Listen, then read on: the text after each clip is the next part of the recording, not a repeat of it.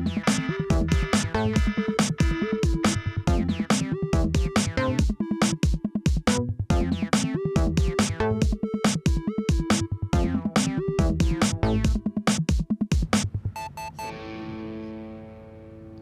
morning, everyone. It's Todd and Erin on the morning stream on GephartDaily.com. So John Huntsman. John Huntsman. He was out of work for what, like 30 seconds, and they decided he had to be put back to work. He dresses nicely. You know, he really does. Right? He cleans up nicely. He was awfully pretty. And he probably doesn't need unemployment.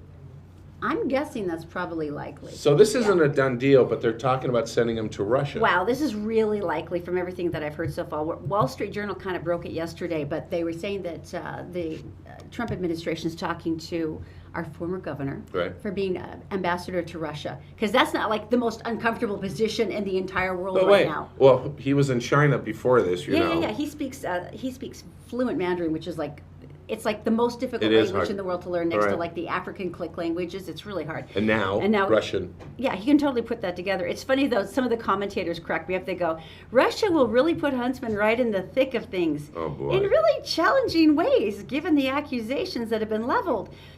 So they said they're feeling the pressure about putting somebody in who's really smooth and really slick. Right. Who can kind of keep this together, because right now it's a super awkward moment. And they can't bribe him because he's got more money than Russia does. Am I right? No, it's true. The Huntsman. All right, so I have been dying for the last 24 hours to show you a video. Hang on one second. Which one is this? This is for Tell Me Something Good. Okay. All right, and this is a story about animals. Is this the one that was making you shriek like a barn owl yesterday? Yeah. I probably watched this like, I don't know, 15 times, and because, well, it has to do with a Chihuahua. Okay. You know who Chihuahua's best friend is? You're gonna see. All right, let's watch and enjoy. So, that was a coyote grabbing a Chihuahua. Oh my gosh! He's got him. Doesn't look look, good. The little Chihuahua's wiggling madly. Who's his best friend? So sad. Oh, a Rottweiler. Wow. Yeah. Rottweiler over. All right, let's see this. Look at him shake. Yeah. Oh my gosh. All right, a little slower. There he is. There he is. Wow. Coyote about to eat the Chihuahua, and oh, look how majestic. look at that little dog run back to his house. Though he's just like, right, exactly. Yeah, exactly. That is so cool. Though. Little dog running back, and the Rottweiler does not Still give in up. A circle. I love that video. Wow. That's amazing. Right? That is so cool. I'm so impressed by that. Okay, I had no idea. Do we have more Tell Me Something Good's coming up today? Yeah, we have another one coming. Yeah, actually, we got like 2 more coming up. Oh, by the way, thank you to Susan on Facebook. She said she was asking for more of the Tell Me Something Goods today. She said it's been a really tough day, and I would like a little cheering up, even if it's this early in the morning. All right. So we're here for you. First of all, though, we have to go to the Gephardt Daily newsroom. We've got Daisy there. It's brought to you by Robert J. DeBryan Associates. They have offices in Salt Lake City, Sandy City, and St. George, and also by Brent Brown of Toyota. Bending over backwards for you. You can go to BrentBrownToyota.com for more information. Good morning, teeny tiny Daisy. Good morning, Todd and Erin. Here's what's making headlines today on GephartDaily.com. The fate of former Utah Governor Attorney General John Swallow is in the hands of a jury. Deliberations got underway Wednesday. Swallow is facing 8 felonies and 1 misdemeanor count, including racketeering, tampering with evidence, obstruction of justice, and misuse of public money. And as you said, it looks like former Utah Governor John Huntsman Jr. may be the next U.S. ambassador to Russia. CNN is reporting Huntsman has already spoken with Secretary of State Rex Tillerson about the new gig, and possibly Trump as well. Huntsman served as Utah Gov from 2005 to 2009 and left the job to become the U.S. ambassador to China under the Obama administration. Unified Police are looking for a man who groped at least 4 women in the Mill Creek Walmart, on February 19th. Investigators say the man accosted one of the women after hiding in a restroom stall. The others were groped elsewhere in the store. Anyone who recognizes this suspect is asked to call Unified Police.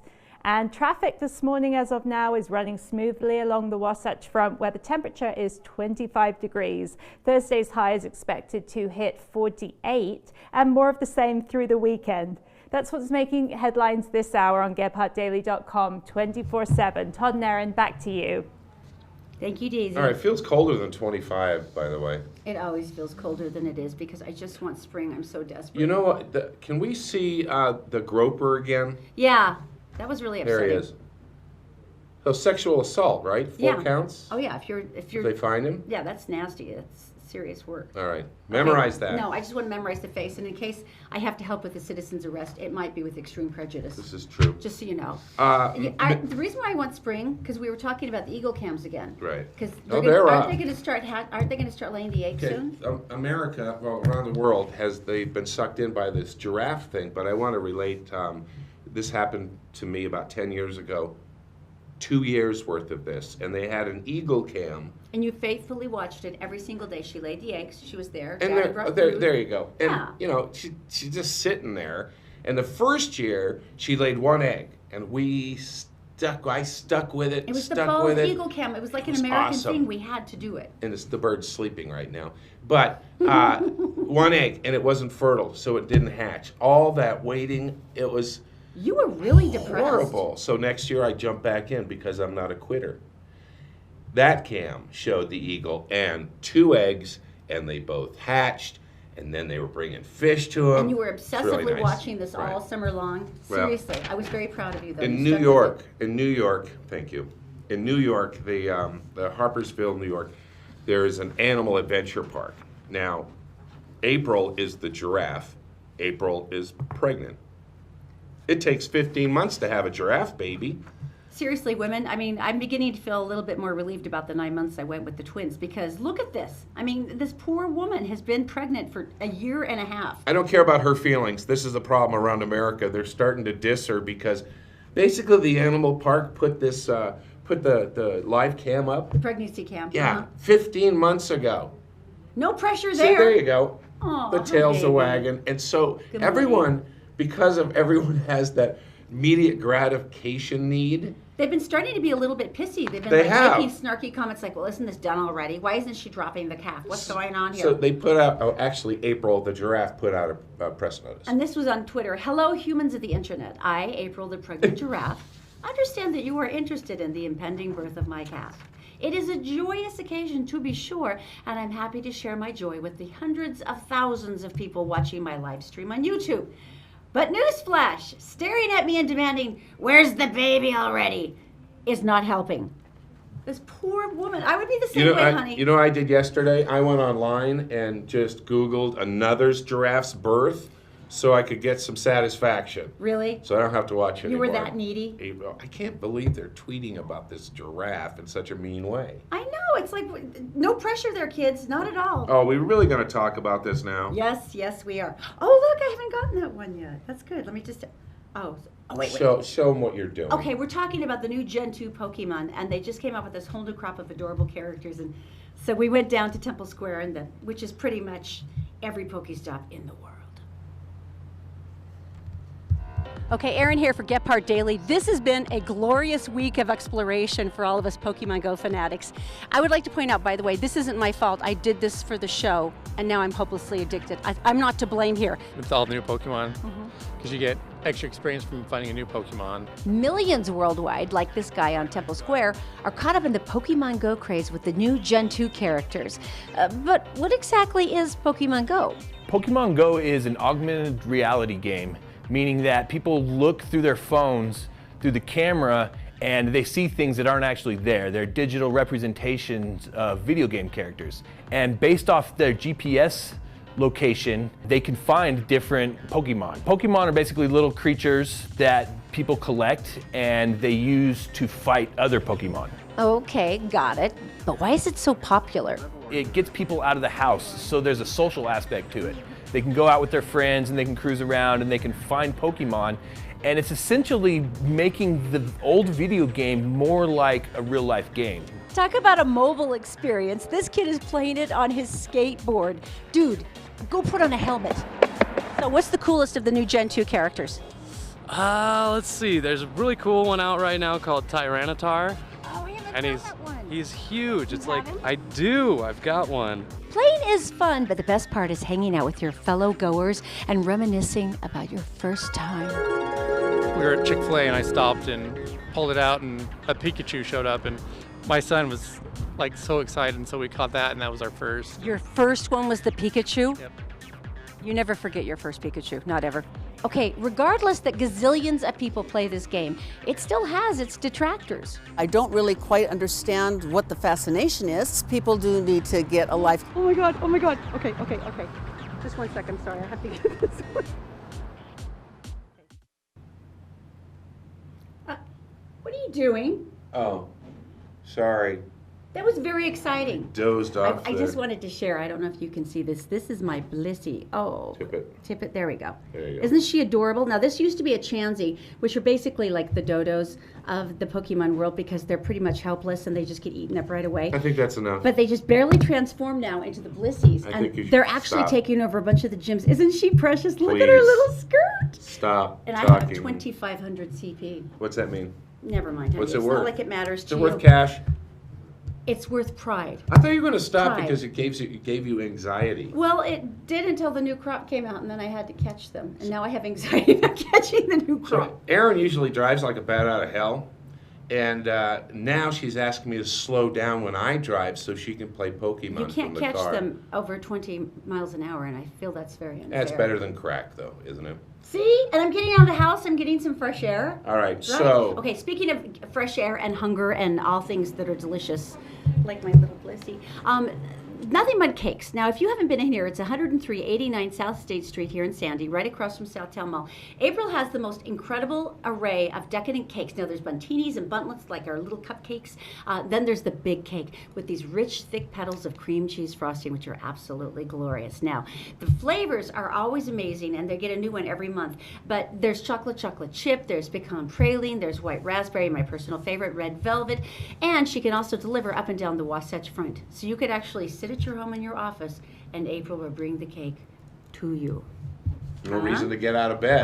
10389 South State Street in Sandy. It's nothing but cakes. Now, you always give me a hard time about my truck Mm-hmm. because it's messy, right? And we're gonna. Okay, so, So are it's- you gonna it's try messy. to? Are you gonna try to excuse this coming up next? Yeah. You're gonna try to defend your truck. Yeah, Okay. yeah, because the guy was almost a millionaire. I'll tell you more coming up. Okay. All right. Merit Medical. Why work for fast food wages when you can start at Merit for a whole lot more? Merit Medical. Great products, great people, a great company. Learn more at merit.com/careers. The law offices of Robert J. DeBry and Associates, with offices in Salt Lake City, Sandy City, and St. George. Check them out at robertdebry.com.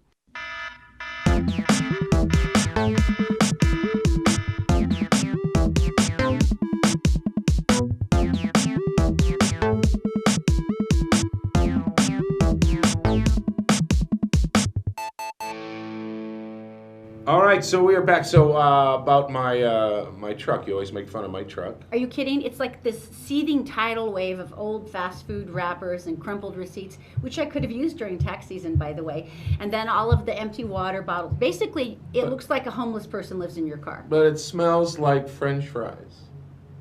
Yeah, I guess. So anyway, this is the reason you shouldn't clean out your car until some certain day you want to do that. Okay. Comes from Australia. A man had a car very much like mine. Disgusting. And in the back, he had some beer cans. Don't know why. Australia must be okay. Oh no, because they're Australian and they're like this. Right. And so go through the process, and he went, yeah, I should probably clean up my car. And underneath a bag of stuff, he found a ticket.